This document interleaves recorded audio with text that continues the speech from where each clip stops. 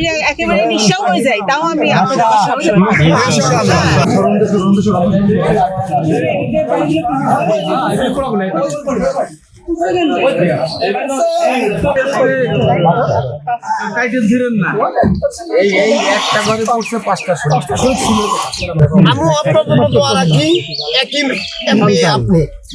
আমাদের সবারই বোন, সবারই মা খেলা।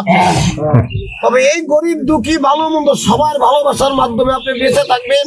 এখন বিভিন্ন ভাবে দেশের রাজনীতিকে ঘোলা করার চেষ্টা করা হচ্ছে, দেশের পরিস্থিতিকে ঘোলা করার চেষ্টা করা হচ্ছে।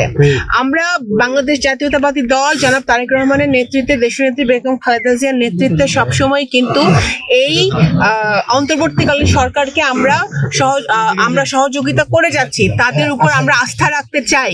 কিন্তু বর্তমানে আইনের যা অবস্থা, দেশের আইন শৃঙ্খলার যা পরিস্থিতি, এখানে আমাদের প্রতিদিন যা ঘটছে সারা দেশে, অর্থনৈতিক অবস্থার আরো অবনতি হচ্ছে, বিভিন্ন জন বিভিন্ন রকম ভাবে বিপদ আপদে আছে। এই উত্তরণ ঘটাতে হলে আমাদের যেরকম একটি নতুন বাংলাদেশের স্বপ্ন আমরা দেখেছি, আমাদের নতুন প্রজন্ম দেখেছে, এই নতুন বাংলাদেশের স্বপ্ন বাস্তবায়ন করতে হলে আমাদের একটি গণতান্ত্রিক প্রক্রিয়ায় বাংলাদেশকে ফিরিয়ে আনতে হবে। রামনগরে আমরা দুলাডাঙ্গি আসছি, পোড়া বাড়ি কিছু পড়েছে। ইতিমধ্যে আমাদের থানা কমিটির নেতৃবৃন্দরা এসেছিলেন, দেখে গেছেন এবং আপনাদেরকে সাহায্য করেছেন। এখন সবচেয়ে বড় কথা, আমাদের নগরকান্দা সালতায় কিছুদিন পরপরই বাড়ি পড়ে হয়, মানে এটা তো আল্লাহ তাআলার দুর্ঘটনা ঘটে, কিন্তু এখানে এতটুকুই শোকর যে কারো জানের উপর দিয়ে যায় নাই, আপনাদের মালের উপর দিয়ে গেছে। এখন মাল নেওয়ারও মালিক আল্লাহ, দেওয়ারও মালিক আল্লাহ, তাই না? আমরা সবাই আপনাদের পাশে আছি এবং থাকবো সবসময়। থানা কমিটি দেখেন ইতিমধ্যেই আপনাদের মাঝে এসছে। আমি তখন আসতে পারি নাই।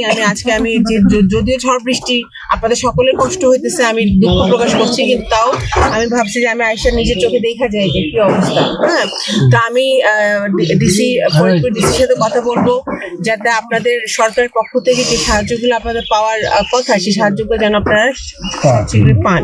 এবং আমি ইউনিয়নের যারা নেতৃবৃন্দরা আছে, সভাপতি আছে, সাধারণ সম্পাদক আছে এবং ইউনিয়নের বিভিন্ন পর্যায়ের নেতৃবৃন্দরা আছে, তাদেরকে অনুরোধ করবো আপনারা এই পরিবারের পাশে থাকবেন।